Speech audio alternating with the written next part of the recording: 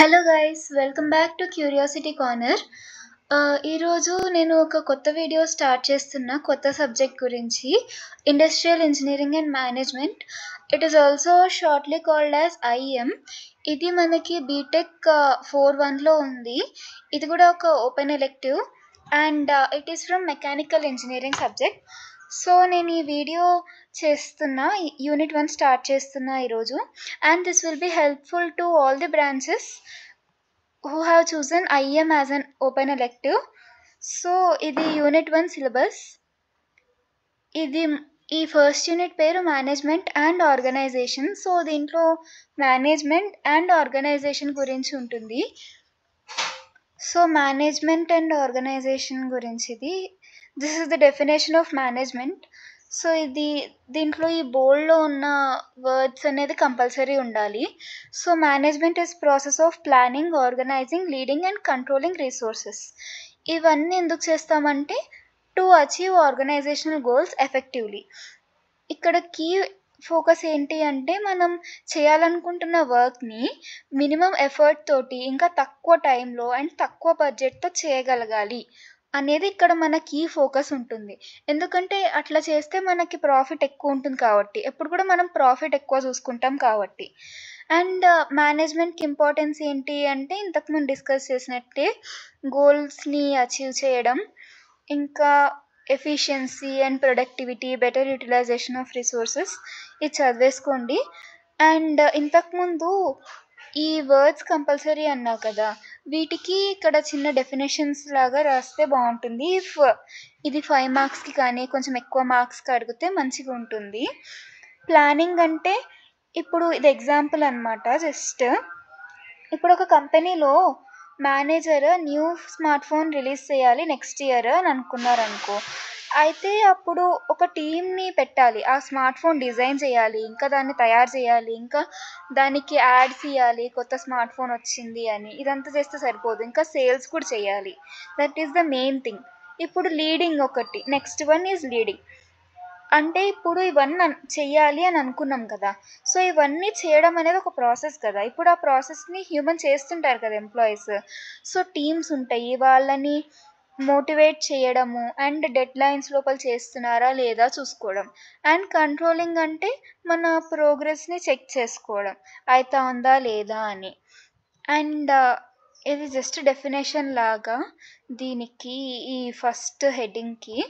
So next functions of management అని ఉంది syllabus కాపీలో. సో ఇది ఒక నెక్స్ట్ టాపిక్ అనమాట. సో ఫంక్షన్స్ ఆఫ్ మేనేజ్మెంట్ అంటే ఏంటి అంటే these are some core activities. అవి ఆర్గనైజేషనల్ గోల్స్ని అచీవ్ కావడానికి హెల్ప్ అవుతాయి. ఎట్లా అంటే ఎఫిషియెంట్లీ అండ్ ఎఫెక్టివ్లీ. ఇది ఒక డైనమిక్ ప్రాసెస్ అట్లా ఉంది. So different scientists functions of మేనేజ్మెంట్ని డిఫరెంట్గా డిఫైన్ చేసినారు. సో మనం ఆ డిఫరెంట్ సైంటిస్ట్స్ గురించి కొంచెం చదవాలి. అడిగినప్పుడు ఇట్లా డిఫరెంట్ సైంటిస్ట్స్ గురించి అడిగే ఛాన్స్ ఉంది, అప్పుడు ఇవి యూజ్ అవుతాయి. జార్జ్ అండ్ జెర్రీ అని వీళ్ళు first management can be understood in 4 fundamental functions అని చెప్పి 4 ఫంక్షన్స్ చెప్పినారు వీళ్ళు. Planning, organizing, activating, controlling. Planning అంటే ఏంటి అంటే what to do and how to do. Example ఏంటి అంటే న్యూ ప్రోడక్ట్ లాంచ్ చేయాలనుకుంటా ఉంది నెక్స్ట్ ఇయర్ ఒక కంపెనీ, అది ఎగ్జాంపుల్. అండ్ ఆర్గనైజింగ్ అంటే రిసోర్సెస్, మనకున్న రిసోర్సెస్ని, టాస్క్స్ని స్ట్రక్చర్డ్ వేలో ఆర్గనైజ్ చేసి పెట్టుకోవడం. ఇంకా యాక్టివేటింగ్ అంటే guide, direct and motivate employees to perform tasks. And controlling అంటే ఇంతకుముందు అనుకున్నాం, మానిటరింగ్ ద పర్ఫార్మెన్స్. ఇప్పుడు ఎగ్జాంపుల్ ఏంటి అంటే ప్లానింగ్, ఇంతకుముందు అనుకున్నట్టే న్యూ ప్రోడక్ట్ రిలీజ్ చేయాలనుకుంటుంది ఒక కంపెనీ. అండ్ ఆర్గనైజింగ్ అంటే టీమ్స్కి డిజైన్ కోసం టీమ్స్ని అసైన్ చేయడం, అండ్ ప్రొడక్షన్ ఇంకా మార్కెటింగ్ గురించి అసైన్ చేయడం, వీటన్నిటికీ. యాక్టివేటింగ్ అంటే మేనేజర్ ఉంటాడు, ఇంకా టీమ్స్ ఉంటాయి. మీరు ఇది వర్క్ చేస్తే, మీరు టార్గెట్ మీట్ అయితే నేను మీకు ఇన్సెంటివ్స్ ఇస్తా అట్లా చెప్తే వాళ్ళు మోటివేట్ అయ్యి ఇంకా మంచిగా వర్క్ చేస్తారు. కంట్రోలింగ్ అంటే మంత్లీ సేల్స్ ఎంత ఉంది, దాన్ని ఏమన్నా ఫిక్స్ చేసుకోవాలా, ఇట్లా చేస్తే బాగుంటుందా అని చూసుకోవడం controlling. So next scientist henry foil. ఆయన ఒక 4 ఇచ్చినాడు. దీంట్లో ప్లానింగ్ అని ఉంది కదా! ప్లానింగ్‌కి ముందు ఫోర్‌కాస్టింగ్ అని వస్తుంది. దిస్ కెన్ యాక్చువల్లీ ఇవి 4 ఉన్నాయి. బట్ 5 లాగా కూడా రాయొచ్చు మనం. లైక్ ఫోర్‌కాస్ట్ ఒకటి, ప్లాన్ ఒకటి. సో, ఫోర్‌కాస్టింగ్ అంటే ఏంటి అంటే mainly predicting the future trends. ఆ ట్రెండ్స్‌ని బట్టి మనం ప్లాన్ చేసుకోవాలి అని ఈయనంటాడు. ఇంకా ఆర్గనైజింగ్ ఇంతకుముందు 2 టైమ్స్ చదివినాం మనం. అండ్ దీంట్లో ఇంకొకటి కొత్తది ఏంటి అంటే యాక్చుయేటింగ్ ప్లేస్‌లో కమాండ్ అనేది వచ్చింది. Give instructions and lead employees. Almost అదే డెఫినిషన్ దీనికి కూడా. And next scientist Luther. ఆయన 7 ఫంక్షన్స్ ఇచ్చినాడు. Planning, organising, staffing, directing, coordinating, reporting and budgeting. Planning మనకు తెలుసు, ఆర్గనైజింగ్ మనకు తెలుసు.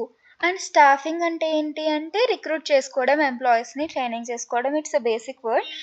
డైరెక్టింగ్ అంటే కూడా ఎంప్లాయీస్ని గైడ్ చేయడం. అండ్ కోఆర్డినేటింగ్ అంటే డిఫరెంట్ టీమ్స్ ఉంటాయి ఆర్గనైజేషన్లో.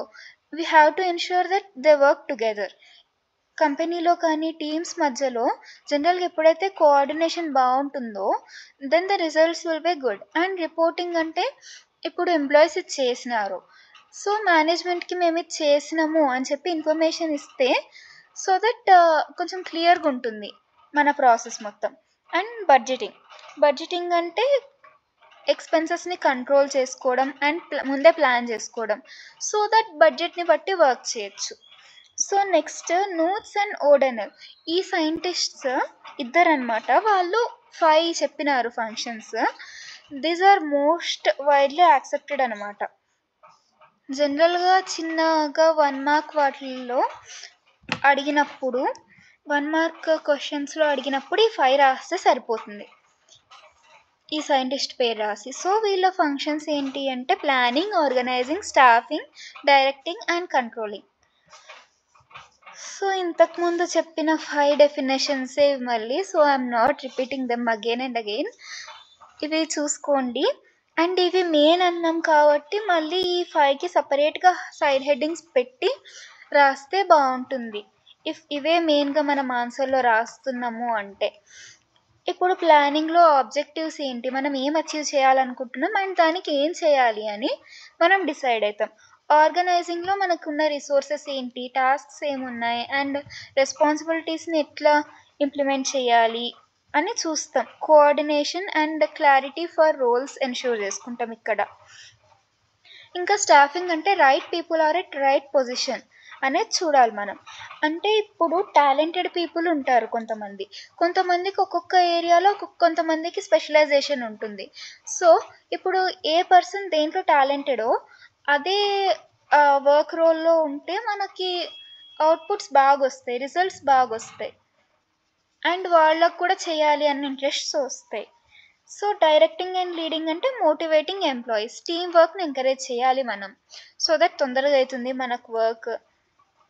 అండ్ కంట్రోలింగ్ అంటే మనం ఒక స్టాండర్డ్ అనుకుంటాం కదా, ఇప్పుడున్న పర్ఫార్మెన్స్, ఇప్పుడున్న ప్రోడక్ట్ మనం అనుకున్న స్టాండర్డ్స్కి మ్యాచ్ అవుతా ఉందా లేదా చెక్ చేసుకోవాలి.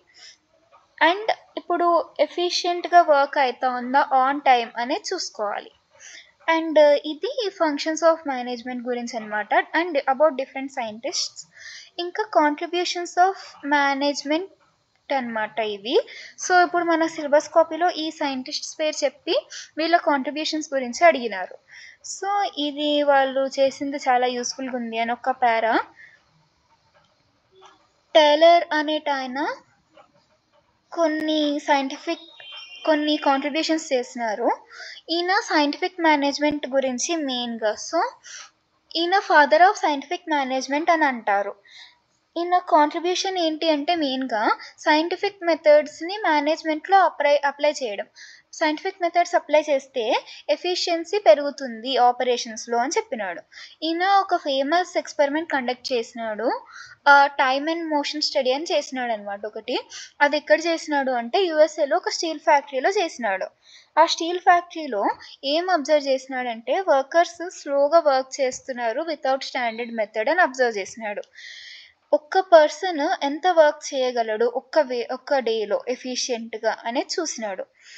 Through time and motion studies he found that ఇక్కడ best way to lift and carry iron pieces. అది స్టీల్ ఫ్యాక్టరీ కదా! సో, ఐరన్ పీసెస్‌ని ఒక ట్రెడిషనల్ వేలో ఎత్తి అలసిపోయి ఇంకా వాళ్ళు ఎక్కువ బ్రేక్స్ తీసుకుంటే టైం ఎక్కువ పడతా ఉంది వాళ్ళు అలసిపోవడం నుంచి అని తను ఐడెంటిఫై చేసినాడు. ఐడెంటిఫై చేసి ఏం చేసినాడంటే అవి లిఫ్ట్ చేయడానికి బెస్ట్ వే ఏంటి అనేది సైంటిఫిక్ వేలో ఆలోచించినాడు. సో దట్ వర్క్ తొందరగా అవుతుంది అండ్ ప్రొడక్టివిటీ ఇంక్రీజ్ అవుతుంది. అది మెయిన్ థింగ్ ఈయన చూసింది. ఇప్పుడు సైంటిఫిక్ స్టడీ ఆఫ్ మేనేజ్మెంట్ అదే time and motion study introduce చేసినాడు ఈయన. అండ్ స్టాండర్డైజేషన్ అంటే ఈయన ఏమన్నాడంటే స్టాండర్డ్ మెథడ్స్, టూల్స్ అవి మనకి మంచి ఎఫిషియన్సీ అవి తెచ్చుకోవడానికి చాలా హెల్ప్ఫుల్గా ఉంటాయి అని ఈయన అడ్వకేట్ చేసినాడు. ఇంకా డిఫరెన్షియల్ పీస్ ప్రైస్ సిస్టమ్ అంటే ఇప్పుడు వర్కర్స్ ఉంటారు.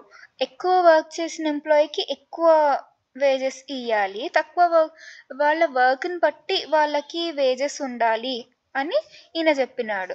అంటే ఆ వేజెస్ కోసమన్నా ఎంప్లాయీస్ మోటివేట్ అయ్యి ఎక్కువ వర్క్ చేస్తారు. ఇంకా ఫంక్షనల్ ఫోర్‌మ్యాన్‌షిప్ అన్నాడు. అంటే ఈయన ఏమన్నాడంటే 8 ఫంక్షనల్ ఫోర్‌మెన్ సూపర్వైజర్స్ ఉండాలి అన్నాడు. అంటే వర్క్ సూపర్విజన్ ఉంటుంది కదా! అది 8 స్పెషలైజ్డ్ టీమ్స్‌కి డివైడ్ చేస్తే బెటర్ కంట్రోల్ ఉంటుంది. ఇంకా ఎఫిషియన్సీ ఉంటుంది. క్వాలిటీ ఆఫ్ వర్క్ కూడా బావుంటుంది అని ఈయన చెప్పినాడు. దీని నుంచి ఒక సింగిల్ సూపర్వైజర్‌కి బర్డెన్ తగ్గుతుంది. ఇంకా చాలా సూపర్వైజర్స్ ఉన్నందుకు ఏమైతుంది అంటే ఎవ్రీ యాస్పెక్ట్ ఆఫ్ వర్క్ పర్ఫెక్ట్‌గా ఉందా లేదా చెక్ చేయడం అయితుంది. ఇంకా మెంటల్ రెవల్యూషన్ అనేది నెక్స్ట్ థింగ్ ఆయన కాంట్రిబ్యూషన్‌లో. ఈయన ఏమన్నాడు అంటే వర్కర్స్ అండ్ మేనేజ్మెంట్‌కి కోఆర్డినేషన్ ఉంటే బావుంటుంది కాన్‌ఫ్లిక్ట్స్, గొడవలు కంటే అన్నాడు. ఇంకా science not rule of thumb అంటే ఎవ్రీ టాస్క్ సైంటిఫికల్లీ చేయాలి ట్రెడిషనల్ వే కంటే. అంటే ఇప్పుడు ట్రెడిషనల్ వే ఒకటుంటుంది. ఇట్లనే చేయాలి అంటే అది ఎప్పుడు కుదరదు.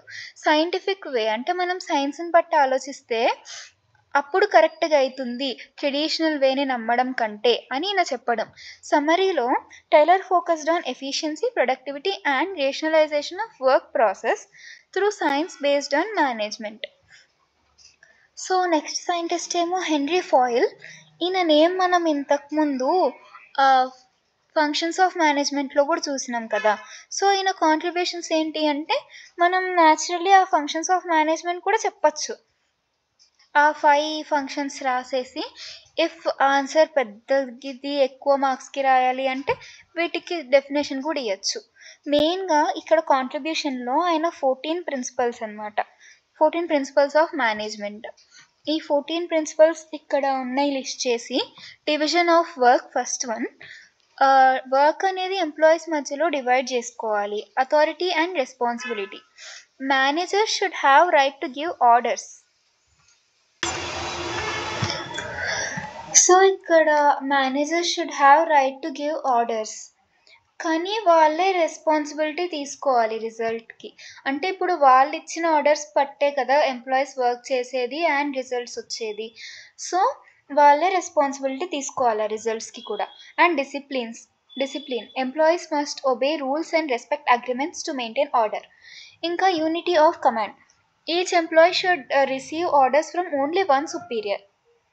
ఎక్కువ మంది సుపీరియర్స్ నుంచి వస్తే కన్ఫ్యూజన్ అవుతుంది కాబట్టి యూనిటీ ఆఫ్ డైరెక్షన్ అంటే ఏంటి అంటే one plan and one leader.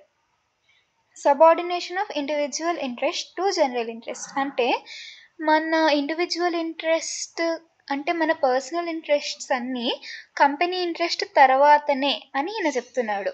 And remuneration అంటే employees must be paid fairly. వాళ్ళకి వర్క్ సాటిస్ఫాక్షన్ ఉండాలి అండ్ మోటివేషన్ ఉండాలి. ఎంత వర్క్ చేసినా ఇంతే వస్తుంది అంటే వాళ్ళకి డిస్సాటిస్ఫాక్షన్ వస్తుంది. సో వాళ్ళకి మోటివేటెడ్గా ఉండాలి. మోటివేటెడ్గా వాళ్ళు ఉండి సాటిస్ఫైడ్గా ఉంటే అప్పుడు వర్క్ మంచిగా జరుగుతుంది మనకి. And centralisation and decentralisation is the next one. So top లెవెల్లో ఒక అథారిటీ ఉంటుంది అండ్ లోయర్ లెవెల్స్లో ఒక అథారిటీ ఉంటుంది. అంటే మెయిన్‌గా ఈ సీఈఓ వాళ్ళు, ఫౌండర్స్ వాళ్ళు ఉంటారు. ఇంకా వర్క్ జరుగుతున్న ప్లేస్‌లో వీళ్ళకందరికి ఇన్‌స్ట్రక్షన్స్ ఇచ్చేవాళ్ళు, వాళ్ళు ఒక అథారిటీ లెక్కనే గదా! సో ఈ ఇన్స్ట్రక్షన్స్ టాప్ లెవెల్లో ఉన్నవాళ్ళు అండ్ ఇన్స్ట్రక్షన్స్ ఇచ్చే వాళ్ళ మధ్యలో మంచిగా కోఆర్డినేషన్ ఉండాలి. బ్యాలెన్స్ ఉంటేనే సో దట్ వాళ్ళు చెప్పిందే వీళ్ళు ఇక్కడ చెప్తారు. వాళ్ళొక్కటి చెప్పి వీళ్ళకొకటి చెప్పి అట్లయితే వర్క్ మొత్తం స్పాయిల్ అయిపోతుంది కదా. So next one is scalar chain. Clear line of authority from top to bottom. అంటే మెయిన్గా అథారిటీ ఎవరికి ఉంది, ఫస్ట్ ఎవరు, ఆ తర్వాత ఎవరు, ఆ తర్వాత ఎవరు అనేది మనకు ఒక క్లారిటీ ఉండాలి. అండ్ ఆర్డర్ ఏంటి అంటే right person should be in right place. అప్పుడే వర్క్ అనేది ప్రాపర్గా అవుతుంది. And equity. మేనేజర్స్ కైండ్గా, ఫేర్గా అండ్ అందరి ఎంప్లాయీస్ని ఒకటే రకంగా ట్రీట్ చేయాలి. And stability of tenure. అంటే frequent changes of employees should be avoided. అంటే ఇప్పుడు జనరల్గా ఎంప్లాయీస్ వస్తుంటారు, వాళ్ళు నచ్చలే వీళ్ళు నచ్చలే అని ఊరికే తీసేయడం కానీ, వాళ్ళు ఊరికే మారిపోవడం కానీ అవుతుంటే వర్క్ అనేది అంత కరెక్ట్గా కాదు. ఎందుకంటే కొత్త వాళ్ళు వస్తారు, మళ్ళీ వాళ్ళకి ఇదంతా ప్రాసెస్ అలవాటు కావడానికి, ట్రైనింగ్ కావడానికి వాళ్ళని ట్రైన్ చేయాలి. దాంట్లో కొంచెం టైం పోతుంది వాళ్ళని ట్రైన్ చేయడంలో. అండ్ ఇంతకుముందు వాళ్ళ ఎక్స్పీరియన్స్ ఉండే ఛాన్స్ ఉంటుంది. సో ఇప్పుడు ఆల్రెడీ వర్క్ చేస్తున్న వాళ్ళు కొత్త వాళ్ళకి ట్రైన్ చేయడంలో సగం టైం పోతుంది. సో మెయిన్గా ఉన్నోళ్ళే స్టేబుల్గా ఉంటే వాళ్ళ కంపెనీ వాటికి ప్రాసెసెస్కి అన్నిటికి అలవాటు పడి వాళ్ళే ఒక స్టేబుల్ వేలో చేసుకుంటూ వెళ్ళిపోతారు. And incentives. ఎంప్లాయీస్కి ఇన్సెంటివ్స్ ఇస్తూ ఉండాలి. అండ్ వాళ్ళ ఐడియాస్ షేర్ చేయడానికి వాళ్ళని ఎంకరేజ్ చేయాలి. ఎందుకంటే వాళ్ళు చేస్తారు కదా మెయిన్ వర్క్ ఇంప్లిమెంటేషన్ అనేది. వాళ్ళకి అనిపిస్తుంది కొంచెం ఇట్లా కాదు ఇట్లుంటే బాగుంటుంది అని. కొన్ని టైమ్స్ వాళ్ళది కూడా కరెక్ట్ కావచ్చు, చాలా టైమ్స్లో వాళ్ళది కూడా కరెక్ట్ అవుతుంది. అది వాళ్ళకి షేర్ చేసుకునే ఫ్రీడమ్ అది ఉంటే అది మనం ఫాలో కావచ్చు మంచిది ఉంటే. ఆర్ఎల్స్ దాన్ని బట్టి కొత్త ఐడియాస్ వస్తాయి అట్లా. అండ్ ఇంకొకటి ఎస్ప్రిట్ డి కార్పస్. ఇది వేరే language word actually. That means team spirit అనమాట. So team work among employees improves the organization strength. Team work ఉంటే మంచిగా అవుతుంది వర్క్ అని ఈ సైంటిస్ట్ చెప్తున్నారు. అండ్ ఫాయిల్ ఏంటి అంటే universal framework of management principles ఇచ్చినారు. కోఆర్డినేషన్ అండ్ అడ్మినిస్ట్రేషన్ మీద చదువుకోండి. And next scientist theory X and Y అనేది ఇచ్చినారనమాట. So theory X and Y అనేది ఇచ్చినాడు. సో థియరీ ఎక్స్ అనేది ట్రెడిషనల్ వ్యూ అంటే ఏంటి అంటే వర్కర్స్కి వర్క్ అంటే ఇష్టం ఉండదు, ఒక సూపర్వైజర్ ఉండి చేయండి అని వాళ్ళని కంట్రోల్ చేస్తూ ఉండాలి. And motivation is primarily through rewards and punishments. నేను కొంచెం ఇన్సెంటివ్ ఇస్తా అని చెప్పి రివార్డ్ చేయడం కానీ అట్లా చెప్తే కానీ, లేకపోతే నువ్వు ఇది చేయకపోతే నేను తీసేస్తా నీకు శాలరీ ఇయ్యా అట్లా చెప్పి కానీ వాళ్ళని మోటివేట్ చేయాల్సి వస్తుంది. వాళ్ళంతకు వాళ్ళు మోటివేట్ కారు. ఇది traditional view. And theory Y అనేది మోడర్న్ వ్యూ. అంటే మోడర్న్ వ్యూ అంటే ఏంటి అంటే వర్క్ ఈజ్ న్యాచురల్. జనరల్గా people can enjoy it. Employees వాళ్ళే రెస్పాన్సిబిలిటీ తీసుకునే ఛాన్సెస్ కూడా ఉన్నాయి సెల్ఫ్ డెవలప్మెంట్ కోసం. And motivation can come from self fulfilment and recognition. ఇప్పుడు ఒక ఎంప్లాయీ ఉన్నాడు, ఆ ఎంప్లాయీని ఈ ఎంప్లాయీ వర్క్ చాలా మంచిగా చేస్తాడు అని ఒక రికగ్నిషన్ వస్తుంది. అప్పుడు నాకు రికగ్నిషన్ వచ్చింది కదా అని చెప్పి ఆ ఎంప్లాయీ కూడా మంచిగా వర్క్ చేయాలి అని ఇంకా మోటివేషన్ వస్తుంది. ఇంకొకటి ఏంటి అంటే అందరూ ఒకటే రకంగా ఉండరు. కొంతమందికి కొన్ని వర్క్ అంటే ఇష్టం ఉంటుంది, ఆ వర్క్ చేయడానికి ఆటోమేటిక్గా కొంతమందికి ఇంట్రెస్ట్ వస్తుంది. That is also a possibility. నచ్చదు అనేది ఎప్పుడు అన్ని కేసెస్లో కరెక్ట్ కాదు కదా. ఇప్పుడు సమ్మరీ ఏంటి అంటే సైంటిస్ట్ ఏమన్నాడంటే the management style should be based on a positive view of human nature. అంటే థియరీ వైలో కదా మెయిన్గా పాజిటివ్ నేచర్ ఉన్నది. ఆ థియరీ వై ప్రకారం మనం ఆలోచిస్తే మోటివేషన్ అండ్ ప్రొడక్టివిటీ అనేది పెరుగుతుంది. ఇప్పుడు మనం తిట్టి అట్లా చెప్పి చేయించే కంటే వాళ్ళంతకు వాళ్ళు మోటివేట్ అయ్యి చేస్తే then work will be good. ఇప్పుడు నెక్స్ట్ సైంటిస్ట్ ఎల్టన్ మయో. ఈయన హ్యూమన్ రిలేషన్షిప్ అప్రోచ్ గురించి చెప్పినాడు. 1880 to 1949 అని ఉంది ఇక్కడ. సో ఈయన ఫేమస్ హ్యావ్థాన్ ఎక్స్పెరిమెంట్ అనేది కండక్ట్ చేసినాడు. ఈయన కూడా యూఎస్ఏలోనే కండక్ట్ చేసినాడు, but in electric company. His father of relation movement అనమాట. ఈయన ఏం చెప్పినాడంటే మెయిన్‌గా social and psychological factors effect productivity more than physical working conditions. ఇప్పుడు మన సైకలాజికల్ ఫ్యాక్టర్స్, మన ఫీలింగ్స్, ఇంకా మన ఎమోషన్స్ అవి వర్క్‌ని ఎక్కువ ఎఫెక్ట్ చేస్తాయి ఫిజికల్ వర్కింగ్ కండిషన్స్ కంటే అని చెప్పినాడు. హావ్‌థ్రాన్ ఎక్స్‌పెరిమెంట్‌లో మెయిన్‌లీ అదే ఉంటుంది. You can search it in Google or something, లేకపోతే నోట్స్ అప్పుడు నేనే పెట్టించిన ఇస్తా. సో ఇన్ఫార్మల్ గ్రూప్స్ అంటే recognised importance of social groups in work place. అంటే ఇప్పుడు జనరల్గా ఎంప్లాయీస్ చాలామంది ఉంటారు. సో వాళ్ళు కొంతమంది ఫ్రెండ్స్ ఉంటారు కదా. సో వాళ్ళు ఫ్రెండ్స్ ఉండి అట్లా మాట్లాడుకుంటూ ఉంటే వాళ్ళకి కొంచెం మంచిగా అనిపించి వర్క్ బాగా చేస్తారు. అండ్ వాళ్ళకి రికగ్నిషన్ ఉంటే మోటివేషన్ ఆటోమేటిక్గా వస్తుంది. ఇదే next one. And two way communication, cooperation and communication between workers and management ఉంటే మంచిది అని చెప్పినాడు.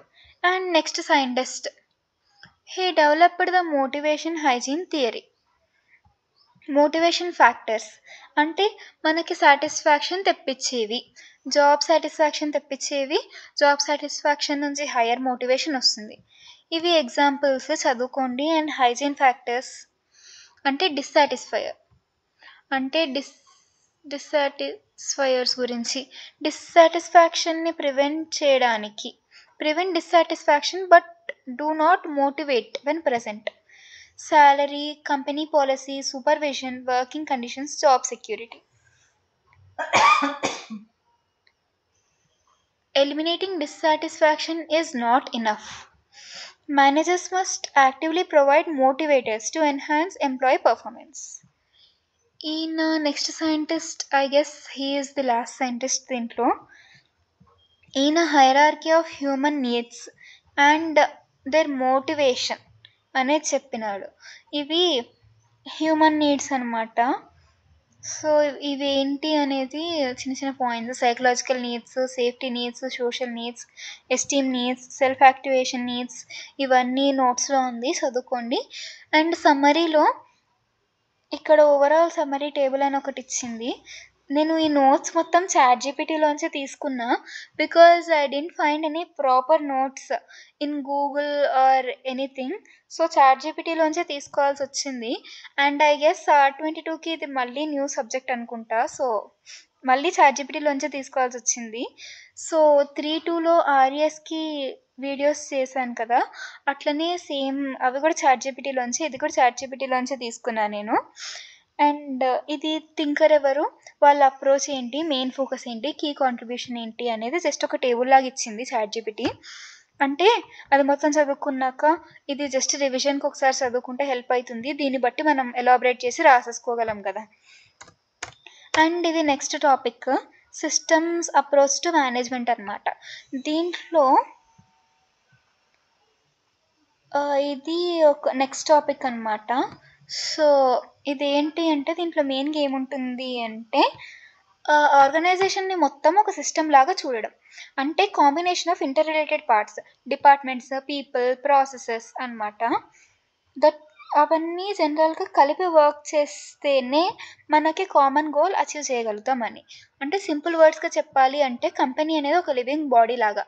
అంటే బాడీలో అన్ని పార్ట్స్ కోఆర్డినేట్ అయితేనే మన బాడీ పర్ఫెక్ట్గా వర్క్ చేస్తుంది కదా. అట్లనే టీమ్స్, డిపార్ట్మెంట్స్ అవన్నీ కరెక్ట్గా కోఆర్డినేట్ అయితేనే కరెక్ట్ వర్క్, కరెక్ట్ అవుట్పుట్స్ అనేవి వస్తాయి అని ఈ అప్రోచ్లో మెయిన్ అనమాట. మెయిన్ ఐడియా ఏంటి అంటే సిస్టంలో inputs, processes, outputs and feedback అనేది 4 మేజర్ కాంపోనెంట్స్ ఉంటాయి సిస్టమ్కి. Management should view the organisation as a whole, not as separate department. అంటే ఇన్పుట్ ఒకటి, ప్రాసెస్ ఒకటి, అవుట్పుట్ ఒకటి అని చూడకుండా అన్నిటినీ కలిపి చూస్తేనే మంచి రిజల్ట్స్ వస్తాయి అని ఇది చెప్పడం. అండ్ కాంపోనెంట్స్ ఆఫ్ సిస్టమ్ ఏంటి అంటే ఇన్పుట్ కదా. ఇన్పుట్ అంటే ఇప్పుడు రిసోర్సెస్ ఎంటరింగ్ ద సిస్టమ్. అంటే ఫర్ ఎగ్జాంపుల్ ఇప్పుడు రా మెటీరియల్ ఉంది. ఇప్పుడు మనం టేబుల్స్ చేయడం అనుకుంటే దాంట్లో ఇప్పుడు వుడ్ ఉంటుంది. వుడ్ అనేది మనకు రా మెటీరియల్. ఆ రా మెటీరియల్ మన దగ్గర ఉంది. ప్రాసెస్ అంటే ఏంటి అంటే ఇప్పుడు ఎంప్లాయీస్ దాన్ని మొత్తం కట్ చేసి దాన్ని మొత్తం జాయిన్ చేసి టేబుల్ లాగా చేయడం. అవుట్పుట్ ఏంటి అంటే మనకు రెడీ అయిన టేబుల్. అండ్ ఫీడ్బ్యాక్ ఏంటి అంటే ఈ టేబుల్ ఎట్లా ఉంది, బాగుందా, మనం ఎవరికైతే సప్లై చేస్తున్నామో ఈ టేబుల్స్ వాళ్ళ రిక్వైర్మెంట్స్కి మ్యాచ్ అవుతుందా అనేది చూడడం. ఎగ్జాంపుల్ ఏంటి అంటే నేను ఇంతకుముందు చెప్పిందే ఉంది. అండ్ ఫీచర్స్ ఏంటి అంటే focuses on interdependence among all departments. ఇంకా ఆర్గనైజేషన్ని dynamic and open system interacting with its ఎన్వైర్మెంట్గా చూడడం. కోఆర్డినేషన్, టీమ్ వర్క్ అండ్ అడాప్టబిలిటీని ఎంకరేజ్ చేస్తుంది ఇది. అడ్వాంటేజెస్ ఏంటి అంటే helps managers to see big picture instead of isolated problems. కోఆపరేషన్ని ఎంకరేజ్ చేస్తుంది అండ్ డెసిషన్ మేకింగ్ ఇంప్రూవ్ అవుతుంది దీని నుంచి. Organization flexible and adaptable to changes అవుతుంది. అండ్ సమ్ డిసడ్వాంటేజెస్ కూడా ఉన్నాయి. ఏంటంటే sometimes it can be theoretical and abstract. అంటే జస్ట్ అనుకోవడానికి మాత్రమే అవుతుంది. ఒకటేసారి ఇంత పెద్ద పిక్చర్ చూడాలి అంటే in many cases it won't be possible. ఇంకా difficult to define clear boundaries between systems and sub systems.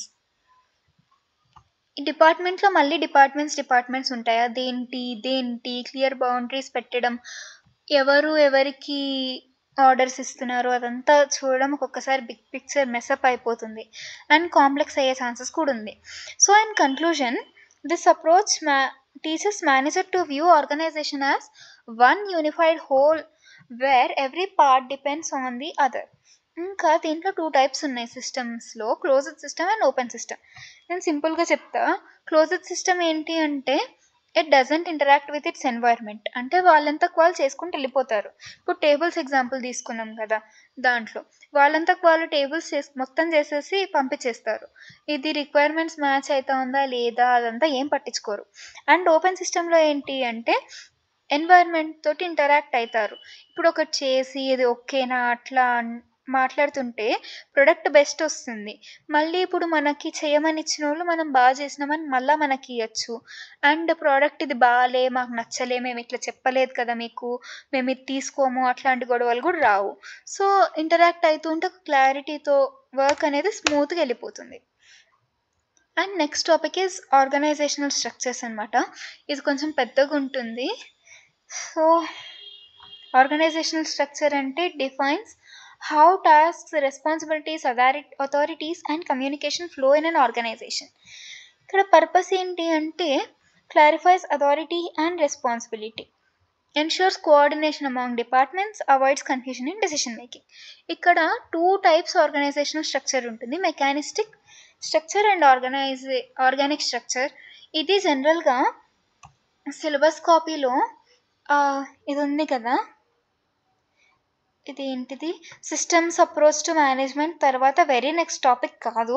But I feel that ఇది వెరీ నెక్స్ట్ టాపిక్ అయితే బెటర్ ఉంటుంది అని. ఇక్కడ ఆర్గనైజేషనల్ స్ట్రక్చర్ అని జస్ట్ హెడ్డింగ్ ఇచ్చేసి నెక్స్ట్ ఒక 2 టాపిక్స్ తర్వాత మెకానిస్టిక్ స్ట్రక్చర్, ఆర్గానిక్ స్ట్రక్చర్ అని ఉంది. బట్ నేను ఏమనుకున్నా అంటే ఆర్గనైజేషనల్ స్ట్రక్చర్కి ఒక డెఫినేషన్ లాగా వస్తే బాగుంటుంది అని. సో దట్ దీనికి ఆర్గనైజేషనల్ స్ట్రక్చర్ డెఫినేషన్కి మెకానిస్టిక్ స్ట్రక్చర్ అవి అలైన్ అవుతున్నాయి. So that I felt that ఇవి 2 కలిపి ఒకసారి చదివితే బెటర్ అని. సో ఇదే ఆర్డర్లో చెప్తున్నా నేను. మెకానిస్టిక్ స్ట్రక్చర్ ఏంటి అంటే ఇది ఫార్మల్ స్ట్రక్చర్. ఇక్కడ ఏంటి అంటే క్లియర్ చైన్ ఉంటుంది, ఫస్ట్ ఎవరు ఆ తర్వాత ఎవరు అని. దీంట్లో ఫార్మల్ కమ్యూనికేషన్ ఛానల్స్ ఉంటాయి. ఇప్పుడు టైప్స్ ఆఫ్ ఏంటి అంటే structures, organisational structures, functional, line and staff structures అనమాట. సో ఫంక్షనల్ స్ట్రక్చర్ అంటే ఏంటి అంటే సిఇఓ, హెచ్ఆర్, ఫినాన్స్, మార్కెటింగ్. అంటే ఇప్పుడు ఇదొక ఫంక్షన్, హెచ్ఆర్ డిపార్ట్మెంట్ అనేది అదొక ఫంక్షన్, ఫైనాన్స్ అనేది వేరే function, marketing is another function, and CEO అనేది అందరికంటే పైన ఉండే ఆయన. అండ్ లైన్ స్ట్రక్చర్ ఏంటి అంటే ఇది సింప్లెస్ట్ స్ట్రక్చర్ అనమాట. డైరెక్ట్గా ఇట్లా లైన్ లాగా ఉంటుంది స్ట్రక్చర్. దీని నుంచి అథారిటీ అనేది క్లియర్గా అర్థమవుతుంది, ఎవరు సబార్డినేట్స్ అనేది కూడా క్లియర్గా అర్థమవుతుంది. ఒక సబార్డినేట్కి ఒక్క సుపీరియరే ఉంటారు. అండ్ ఇది అన్ని ఆర్గనైజేషన్స్కి, స్మాల్ ఆర్గనైజేషన్స్కి మెయిన్గా సెట్ అవుతుంది. ఇప్పుడు సీఈఓ కింద మేనేజర్ కింద సూపర్వైజర్ కింద వర్కర్. చాలా క్లియర్గా ఉంది కదా అర్థం కావడానికి. And line and staff structure అంటే ఏంటి అంటే, డెఫినేషన్ ఏంటి అంటే, direct line authority with specialised staff advisors who assist line managers. ఇక్కడ క్యారెక్టరిస్టిక్స్ ఏంటి అంటే, ఎక్స్పర్ట్ అడ్వైస్ మధ్యలో ఉంటుంది మనకి. ఈ లైన్ స్ట్రక్చర్ లాగానే ఉంటుంది, బట్ సీఈఓ అండ్ మేనేజర్ మధ్యలో ఒక అడ్వైజర్ ఉంటారు, అట్లా ఉంటుంది దీనికి. Suitable for medium to large organisations. ఇగోండి ఇక్కడ సీఈఓ ఉన్నాడు కదా, సీఈఓ, లైన్ మేనేజర్, స్టాఫ్, ఈ స్టాఫ్కి వీళ్ళు అడ్వైజర్స్, అట్లా కొంచెం ఉంది. దీని నుంచి means line and staff structure గురించి కాదు, జనరల్గా ఈ మెకానిస్టిక్ ఆర్గనైజేషనల్ స్ట్రక్చర్కి merits and demerits. So it is easy to control, clear roles and responsibilities, efficient and stable environment. Demerits ఏంటి అంటే, 1 minute.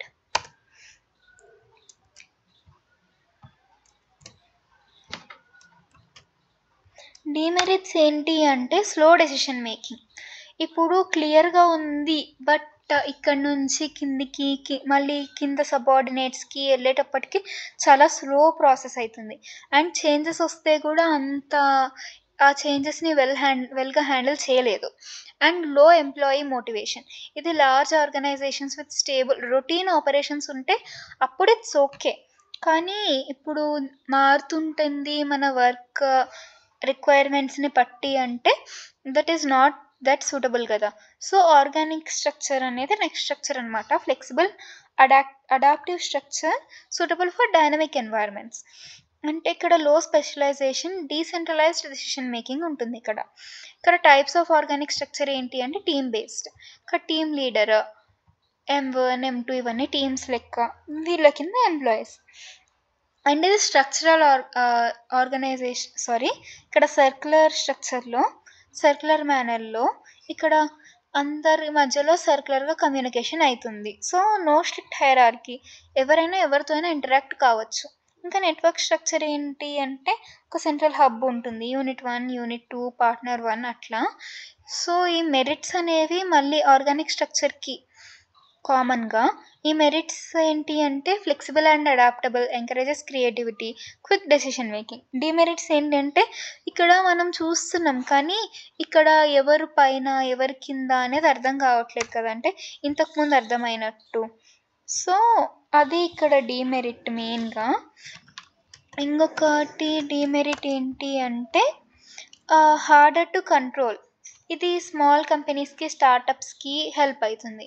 ఇప్పుడు ఆర్గానిక్ స్ట్రక్చర్ అనేది స్టార్టప్స్కి అలాంటి వాటికి ఐటీలో మెయిన్గా ప్రొడక్ట్ బేస్డ్ కంపెనీస్ కొన్ని ఉంటాయి కదా, వాటికి హెల్ప్ అవుతుంది. అండ్ మెకానిస్టిక్ స్ట్రక్చర్ అంటే ఎప్పుడు ఫిక్స్డ్ వర్క్ అంటే అప్పుడు దట్ విల్ బి హెల్ప్ఫుల్. ఇంకా basic concepts related to organisation అంటే ఏంటి, ఆర్గనైజేషన్ అంటే ఏంటి అంటే, arrangement of people and resources to achieve a common goal. Purpose ఏంటి అంటే, to ensure cooperation, coordination and efficiency. Authority అంటే ఏంటి అంటే, ఈ ఆన్సర్ తీసుకున్నా బట్ ChatGPT నుంచి నాకు నెక్స్ట్ ఆన్సర్ ఎక్కువ నచ్చింది, బికాజ్ ఎక్కువ రాస్తే బాగుంటుంది కాబట్టి. ఆర్ అని చెప్పి ఇంకొక ఆన్సర్ ఉంది. ఇంకా అథారిటీ అంటే ఏంటి అంటే, it is right given to a person to make decisions, give orders and allocate resources to achieve organisational objectives. ఇప్పుడు అథారిటీస్ అంటే లైన్ అథారిటీ, స్టాఫ్ అథారిటీ, అది మనం ఇంతకుముందు చూసిండేదే. అండ్ రెస్పాన్సిబిలిటీ అంటే ఏంటి అంటే, ఒక డ్యూటీ, ఒక పర్సన్కి వర్క్ చేయాలి అనే డ్యూటీ. అకౌంటబిలిటీ అంటే ఆన్సర్ ఫర్ ద రిజల్ట్స్. ఇప్పుడు వర్క్ చేస్తారు, ఆ రిజల్ట్స్కి కూడా ఆన్సరబుల్గా ఉండడం. మేనేజర్స్ వర్క్స్ ఇస్తారు కదా టీమ్స్కి, వాళ్ళు చెప్పినదే ఫాలో అవుతారు కదా టీమ్స్. సో ఆ రిజల్ట్కి ఎవరు రెస్పాన్సిబుల్ అంటే మేనేజర్. ఇక డెలిగేషన్ ఆఫ్ అథారిటీ అంటే, superior assigns responsibility and authority to a subordinate to complete task. ఇంకా స్పాన్ కంట్రోల్ ఏంటి అంటే, వైడ్ స్పాన్, నారో స్పాన్. అంటే మెనీ సబార్డినేట్స్ ఉంటే లెస్ హైరార్కీ, మోర్ అటానమీ. ఇంకా నారో స్పాన్ ఉంటే ఫ్యూ సబార్డినేట్స్ ఉంటారు. మోర్ కంట్రోల్ ఉంటుంది. క్లోజర్ సూపర్విజన్ ఉంటుంది. ఇది ఫ్లో చార్ట్స్‌లా గీస్తే బావుంటుంది. బట్ నాకు గూగుల్‌లో అంత కరెక్ట్‌గా దొరకలే. సో, మన థియరీకి. సో, ఇది చాట్‌జీపీటీనే ఇచ్చేసింది. సో, ఆస్కీ వాల్యూస్ తోటి ఇచ్చింది. నేను అదే పేస్ట్ చేసిన. గీసేటప్పుడు కొంచెం క్లియర్‌గా గీయండి. అండ్ ఫ్లో చార్ట్స్ లాగా ఉంటే మనకి మంచి ఇంప్రెషన్ వస్తుంది కరెక్షన్ చేసే వాళ్ళకి. And coming to the next topic, departmentation and decentralization. Departmentation అంటే ఏంటి అంటే రిలేటెడ్ యాక్టివిటీస్ని ఒక గ్రూప్గా డివైడ్ చేయడం. ఇప్పుడు ఫంక్షనల్ డిపార్ట్మెంటేషన్ అంటే గ్రూపింగ్ బై ఫంక్షన్. ఇప్పుడు హెచ్ఆర్ టీమ్ ఒక వర్క్ చేస్తుంది, వాళ్ళని ఒక ఫంక్షన్ అనుకుంటాం. అట్లా ఫైనాన్స్ ఒక వర్క్ చేస్తుంది, మార్కెటింగ్ వాళ్ళు ఒకటి చేస్తారు. అట్లా ప్రోడక్ట్ డిపార్ట్మెంటేషన్ అంటే డిఫరెంట్ ప్రోడక్ట్స్ ఉంటాయి. ఇప్పుడు ఒకటే కంపెనీ, ఇప్పుడు వుడ్ అనుకున్నాం కదా, టేబుల్స్ చేస్తుంది. అదే కంపెనీ టేబుల్స్ చేస్తారు, చైర్స్ చేస్తారు, అండ్ ఇంకా ఏముంటాయి, స్టూల్స్ చేస్తారు. సో వాటన్నిటిని ప్రోడక్ట్ ఏ, ప్రోడక్ట్ బి, ప్రోడక్ట్ సిగా డివైడ్ చేసుకోవడం. అండ్ జియోగ్రఫికల్ డిపార్ట్మెంటేషన్ అంటే అటు ఈ కంపెనీకి బ్రాంచెస్ ఉంటాయి. సో కుకట్పల్లిలో బ్రాంచ్ ఒకటి, అండ్ ఎల్బీ నగర్ బ్రాంచ్ ఒకటి, హయత్ నగర్ బ్రాంచ్ ఒకటి, అట్లా డిఫరెంట్ పెట్టుకోవడం. అండ్ కస్టమర్ డిపార్ట్మెంటేషన్ అంటే టైప్ ఆఫ్ కస్టమర్స్ని బట్టి. ఇప్పుడు మన టేబుల్స్ అవి ఉంటాయి కదా, అవి వేరే హోల్సేల్గా వాళ్ళు కొనచ్చు. లైక్ వాళ్ళు కొనుక్కొని వాళ్ళ షాప్లో అమ్ముకుంటాం అట్లా రావచ్చు. అండ్ ఇప్పుడు కస్టమర్స్ కొంతమంది మా ఇంట్లోకి మేము మాత్రమే కొనుక్కుంటాం అని రావచ్చు. అట్లా డిపార్ట్మెంటేషన్ కూడా. అండ్ దీని నుంచి డిమెరిట్స్ ఏంటి అంటే మెయిన్గా డిపార్ట్మెంటేషన్ అండ్ డీసెంట్రలైజేషన్ నుంచి మెరిట్స్ ఏంటి అంటే specialisation in tasks and better coordination ఉంటుంది. డిమెరిట్స్ ఏంటి అంటే కమ్యూనికేషన్ గ్యాప్స్ రావచ్చు డిపార్ట్మెంట్స్ మధ్యలో. అండ్ ఇది డిపార్ట్మెంటేషన్ నుంచి డిమెరిట్స్ అండ్ మెరిట్స్. డీసెంట్రలైజేషన్ ఇప్పుడు ఇదే టాపిక్లో నెక్స్ట్ వన్ అనమాట. డీసెంట్రలైజేషన్ అంటే a systematic delegation of authority to lower levels of management, allowing them to make decisions within their area of responsibility. అంటే ఇప్పుడు ఒక హైయర్ అథారిటీ ఉంది. ఇప్పుడు మళ్ళీ ఆ వుడ్ ఎగ్జాంపులే తీసుకుంటే, ఇప్పుడు టేబుల్స్ చేసేవాళ్ళు, చైర్స్ చేసేవాళ్ళు, స్టూల్స్ చేసేవాళ్ళు, వాళ్ళు ఒక్కొక్క దానికి ఒక్కొక్క మేనేజర్ ఉంటే, ఈ టేబుల్స్ అథారిటీ అంతా నీకు అని టేబుల్స్ మేనేజర్కి ఇవ్వడం. అండ్ ఈ చైర్స్ అథారిటీ అంతా నీకు అని ఇవ్వడం. సో CEO, మేనేజర్ 1, మేనేజర్ 2, ఈ మేనేజర్ కింద టీమ్స్ ఉంటారు. సో ఫీచర్స్ ఏంటి, ఆ మీనింగ్ ఏంటి మొత్తం ఉంది. So finally this is end of this unit అనమాట. సో ఐ అగ్రీ, కొంచెం పెద్దగా వచ్చింది. అండ్ నోట్స్ కూడా కొంచెం లాంగే ఉంది మనం ఆర్ఎస్తో కంపేర్ చేస్తే. ఇది లాంగ్గా ఉంది నోట్స్ బికాజ్ ఈ ఫ్లో చార్ట్స్ నుంచి ఒకటి, ఇంకా స్పేసింగ్ నుంచి ఒకటి, ఇంకొకటి ఇది మేనేజ్మెంట్ సబ్జెక్ట్ కాబట్టి ఒకటే పాయింట్ మళ్ళీ కూడా ఉండొచ్చు. లాంగ్గా ఉంటే కొంతమంది ప్రిఫర్ చేస్తారు కాబట్టి. సో ఇది సిలబస్ అనమాట. ఇది మెయిన్లీ R22 వాళ్ళకి, whose open elective is IM. ఇప్పుడు చాలామంది ఏమంటున్నారు అంటే IM అనేది R22 వాళ్ళకి న్యూ ఓపెన్ ఎలెక్టివ్ అని, ఇంతకుముందు ప్రీవియస్ క్వశ్చన్ పేపర్స్ కానీ ఏం లేవు అని. So this is the video. Thank you for watching. Bye bye.